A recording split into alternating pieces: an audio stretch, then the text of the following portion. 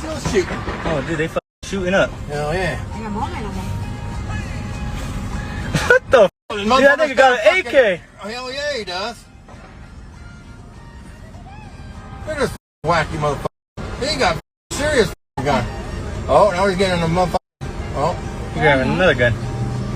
Oh, he's grabbing something bigger. We're getting the out of here. You better get out of here. Hey! Stop shooting! Stop shooting, bitch! Still shooting. I remember 2 years ago, right? A year, 2 years ago, I said what was to come. I said America's going to see an increase in homelessness. I said that we were going to see an increase in violence. I said that a lot of young men are going to stray away. A lot of people are going to lose their psyche. A lot of people are going to lose their mind. And lo and behold, right, this happens almost every other month, right? But then at the same time, you got people laughing, right? You got people finding this funny in the video. Look at the video that I just showed y'all, right? Rewind it if you didn't hear it, right? People are laughing, driving around. This is what I call cognitive dissonance. This is essentially what I would call a psych ward. People are losing their marbles everywhere. People don't have their right senses in mind, and I've already predicted this, because listen, this is what happens when, right, you put people in a chamber. You take away food, you take away water, you take away shelter. This is what you get, right? And this has been a long time coming, and still, and I will say, if you were to ask me, we have not seen the worst of it yet, right? This is not the storm. Oh man, that was a nervous laugh, by the way. This isn't the storm, right? The storm is yet to come. This is the calm before the storm. Everything that is happening right now, right? People getting laid off. The jobs being eradicated, AI becoming a part of just our day-to-day lives, right? Even you got your top degree fields being eradicated down to the lowest of the lows, people who work in warehouses and truck drivers, so on and so forth, right? They're pushing people out, right? Companies, corporations no longer need the head count anymore. They're just pushing people out. Right? The majority of people in America don't make over $30 an hour. It takes around $150,000 to over $200,000 just to live comfortably in the United States. The majority of people are living paycheck to paycheck. Hell, even some people who are making $150,000, that six-figure range, that low six-figure range, even those people are still living paycheck to paycheck. Right? So just imagine the people who aren't making nowhere near that. Oh, they're struggling, right? People can't find jobs right now, right? People can't find jobs. People always, and you know what's so crazy? People always say, well, we got the most guns and we're not going to be invading. And bro, let me tell y'all something right now. If you haven't noticed, we've seen a lot of Americans do the most outrageous things, right? America is not going to be destroyed from the outside. America is going to be destroyed from within. And this is what they're doing, right? All of the divisiveness, all of the basically domestic terrorism, what we're seeing. We got politicians being domestic terrorists, essentially. You got influencers who are domestic terrorists, inciting it, right? And then you got the boots on the ground, the soldiers who are actually carrying out the atrocities. And it's not going to stop, right? People think that there's going to be a civil war that's going to save America. No, if a civil war pops off, the civil war will break America. America won't survive a civil war. America won't survive a major event. Like, how could they? We're already getting our butt beat by Iran already. Welcome to the afterpill.co. Your one-stop shop hub for everything that I offer. Whether you're here to book a one-on-one coaching call, join the Patreon community, explore Horizon Atlas, your relocation app, or access my latest content and resources, you'll find it all right here. Choose your path, take take action, and start building the life you want. What war? Let me ask y'all something. What war have we won? What war have we won outside of World War? Outside of World War II, right? Where we dropped a bomb on Japan. Outside of that, right? What war have we won? We didn't win Afghanistan. Iraq and Afghanistan was the longest war we've ever drug out, right? We didn't do nothing but waste money, lost good American families, good American men and women who shouldn't have been over there in the first place. We didn't win Vietnam. I mean, the list goes on. We didn't win any one of these wars, but y'all somehow think if a war popped off in America, that we're somehow, it's going to lead us to the right path. No, it's going to be the destruction of America. That'll be the final coffin. That'll be the nail in the coffin right there. And then the elites are hoping for it. The elites are they're hoping that a civil war pops off so they can go ahead and speed this up a little bit, right? This will continue because guess what? More and more people are going to snap. Y'all think that this is a joke. Y'all think that this is a game. People aren't laughing, filming. Oh my God, that ninja shooting. He busting. What are we doing? What is America doing? What is in the water? What is in the food? What is going on? That people are literally losing it. And we haven't seen, like I said, we haven't seen the worst of it because we haven't seen the true effects when they're finally done pushing people out of work. We haven't seen the true effects because some people are still living off savings. Some people are still living off credit card, mind you, right? Right? Some people still got a little leeway. Some people still, got families they can depend on. Some people went back home. As we know, a good majority of millennials and Gen Z, they went back home and still living with mom and dad, grandma, grandpa, papa, abuelo, right? They're still living with them, right? Despite having a job or not having a job, right? So what happens when that leeway is completely, that highway that they have, that leeway, what happens when that is done? Because we all know that it's just not affecting, the younger generation. It's just not affecting Gen Z. It's just not affecting millennials, but it's affecting everybody. So what happens when papa, mama, right? Abuelo, what happens when they run out of funds? What happens when they finally run out of leeway to continue to support their sons, their daughters, their granddaughters, their grandsons? What happens when they start running out of that money? Oh, we haven't seen nothing yet. What happens because foreclosures are up? People are losing their homes at record rates. What happens when mama, papa, right? What happens when people start losing these homes that they can no longer afford? Oh man. So we're going to start seeing, I'm going to give you my predictions again. We're going to start seeing families. We're going to start seeing whole families on the streets. I've already started to begin to see it back before I even left, right? In major cities. I came from Dallas, Texas.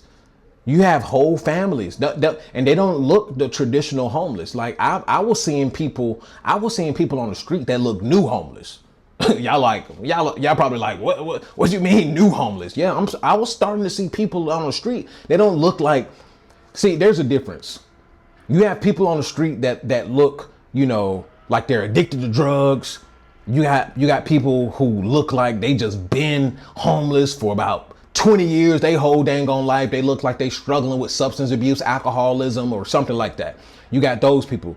Then you got people who literally look like they freshly, like they're not the traditional homeless. Like they don't look the traditional drug addicts, and they don't look like they're strung out or anything, right? I've seen men and women with children, right? They just look new homeless. That's all I'm saying. They look new homeless. They look like they just going through a bad time. And we're going to start seeing more of this, right?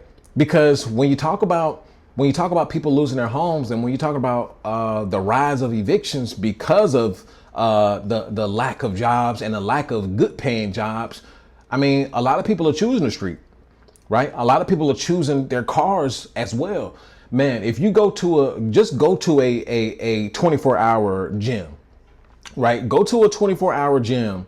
The last time I was at Planet Fitness, I was at Planet Fitness before I changed my gym membership, man, you would think there was a whole back section of the Planet Fitness, right? Man, it was about, I lie to you not, it had to be around 15 cars around the side, right? And when I would hop in a truck, and when I would leave the gym, how your headlights slightly go across the cars, you could see that people were just laid back, in their seat. You could see that people were just, chilling in the car. And I was like, dang, people are actually back here, chillaxing. Yes, people are choosing their cars now. And when you think about it, car notes have risen. The average car note is around $700, $800. I remember when I first started looking for an apartment. I'm 30 now. This was when I was around 20? I had to be around 19, 20 years old, right? Looking for my first apartment. I remember a 1-bedroom, 1-bath apartment on a great side of town, right?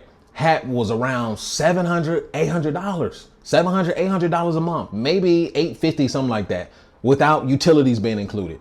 I remember rent being $800, $900, right, for a 1-bed. Now I can look up that same 1-bed, 1-bath is probably around $1,300, $1,400. No, not kidding.